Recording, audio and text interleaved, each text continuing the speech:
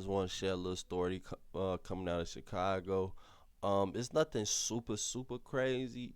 Kind of, sort of, it is, but at the same time, it's nothing like you know super crazy. But it's just um a video that I just wanted to show because while our mayor Brandon Johnson is sitting here trying to justify and argue with Congress on why we should be able to keep our sanctuary city status and why um, migrants um, should be allowed to be come into our city and all of this stuff.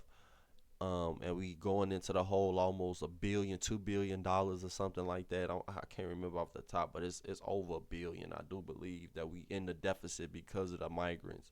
While our mayor and our governor is sitting up here arguing with the Trump administration about letting ICE do their job, um, things like this is going on, right? So I wanted to, it's not like I said, it's nothing like a real major crazy story or whatever. But and before I get into the story, I know Chicago has had its problems in the past, but that's a different topic for a different day. And I would love to discuss it because I've actually witnessed the decline of the city myself. Because I remember you again, I don't really want to get into deep into it into this in this video because that's a conversation that I could have another day. But all I can say is that the city did go downhill once they set Rob Blagojevich up. They set him up because he didn't want to play ball. So that show you how the Democrats get down. They was willing to destroy this city because Rob Blagojevich wouldn't play ball by selling Obama's Senate seat. But that's neither here or there. That's neither here or there. But we're gonna get into today's video, um, so you kind of see what the state of my city is like. Erica Sargent. Right now, union leaders say CTA workers are scared to come to work, especially after two close safety calls in the past 3 days. Our Sabrina Franza joins us now live with new details on their demands for change. Sabrina.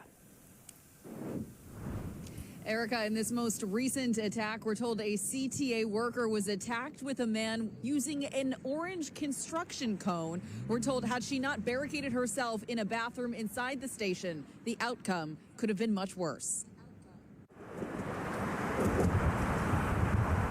A female employee is screaming into the radio for help. Now black, last seen wearing a mask, green hoodie is trying to bust the window to the kiosk. He believes the male may have broken into the kiosk and now is attacking a worker. About an hour into her shift at the Blue Line Racine stop, police say a 19-year-old man started to attack a CTA employee working in the kiosk with a blunt object. We're told that object was an orange traffic cone and that the teenager approached the 36-year-old CTA worker. He did that with a traffic cone. Jesus. Look at this. If the people working there scared to come to work, how do you think the people that gotta ride this feel? I don't think he just had no traffic cone. I don't think he just had no traffic cone. But if he did, oh man, I don't know what that is. But if he just had a traffic cone, that is wild. I did not know a traffic cone could do all that damage because that's thick glass. That's just not your ordinary regular glass. That's that thick stuff right there, okay, on them kiosks and on that little monitor right there. That monitor is where it'll show you like the trains and how long and how long it'll take before it get there and which way and all of that. That's that little monitor to let you know how long it's gonna be for the train get to the station. And that is the kiosk. Now that is some thick glass. And he broke that with a traffic cone. And yet we don't have no mental health facilities here.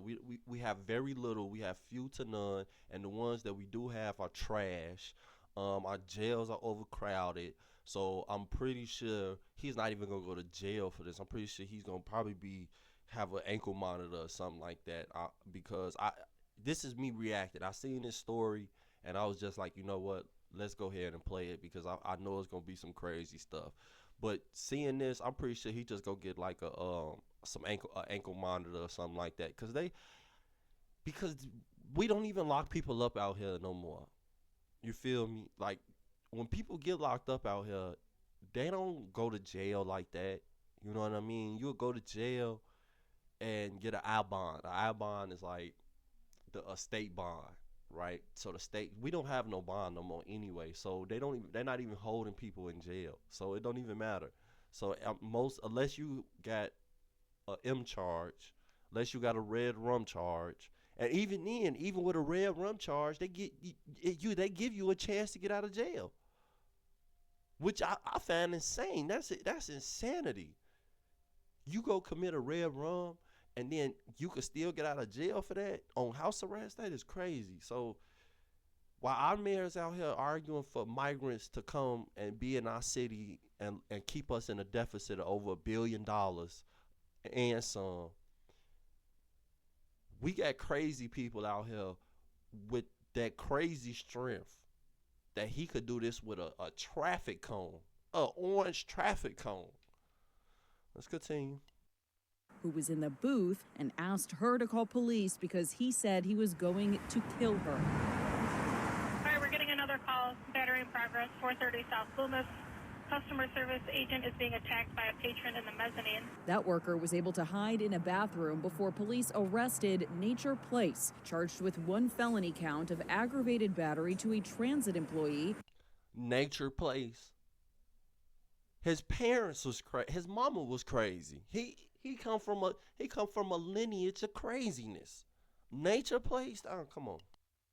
Among other misdemeanor charges. This attack wasn't the first close call by a CTA employee this week. On Tuesday, a drive-by shooting at the Cicero Blue Line stop left a 30-year-old man in critical condition. He was on the sidewalk when a black Nissan sedan drove by and someone started shooting. See? We arguing to let people in here. We don't even got enough cops in the city. We don't even have enough police in the city.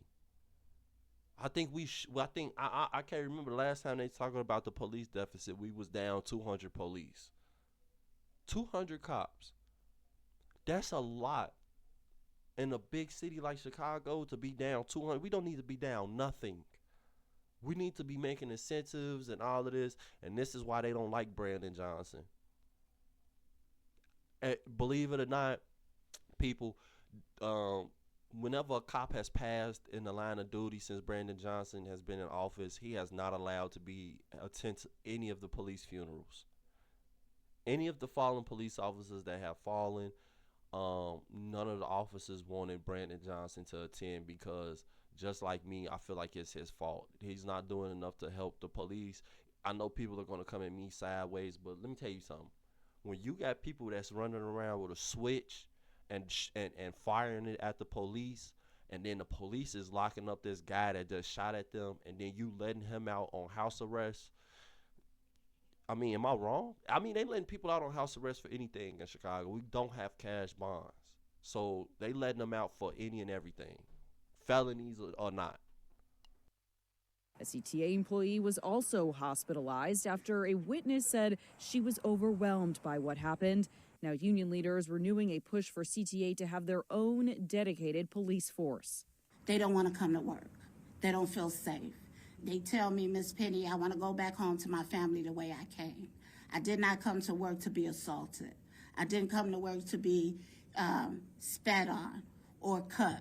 Additionally, ATU Local 308 wants bulletproof glass and a faster officer response time to protect employees and riders. What's happening is not working.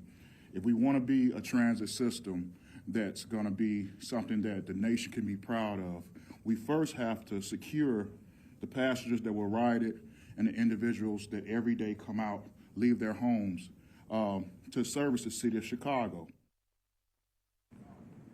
In the case at Racine, the Cook County State's Attorney tells us that Nature Place has been put on electronic monitoring. There have not been any arrests in the other case that we mentioned.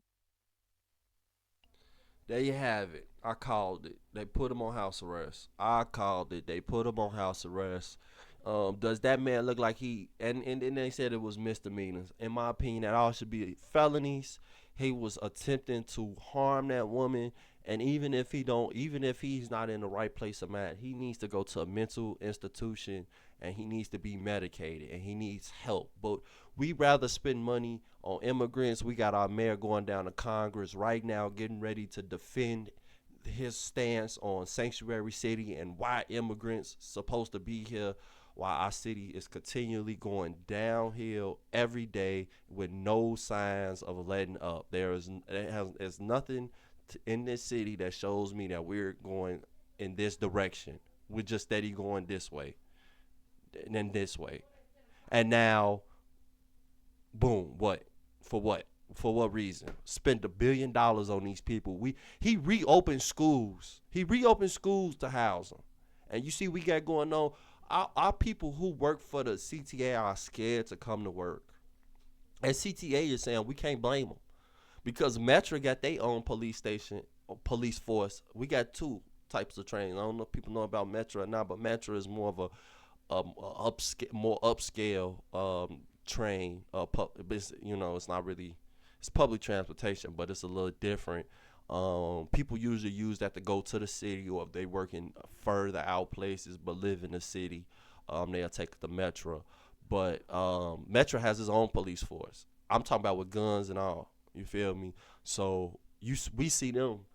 If you live near Metro station, or even on the expressway, you will see the Metro cops going from station to station, driving around. And I do think that they help out with local law enforcement on certain things, but for the most part, they there for the train. They there for the train for Metro. They there to help the people out. So I see where CTA coming from, and that's crazy that man only got house arrest and he back out here on the streets essentially. He right back on the streets the next day, and they can't even. And then Brandon Johnson took away the shot spotters in Chicago, which was very much needed out here. He took away the shot spotter program to help clean up money to give to the migrants. So, I mean, the city is really, really, really in bad shape, worse than it was before. And I know everybody going to say King Von, keep this and that, but listen, that came from somewhere too. And that's a different story for a different conversation. But for that, I'm up out of here, man. Hopefully you enjoyed the content. Like, comment, subscribe. And then I'll see you on the next one. Peace.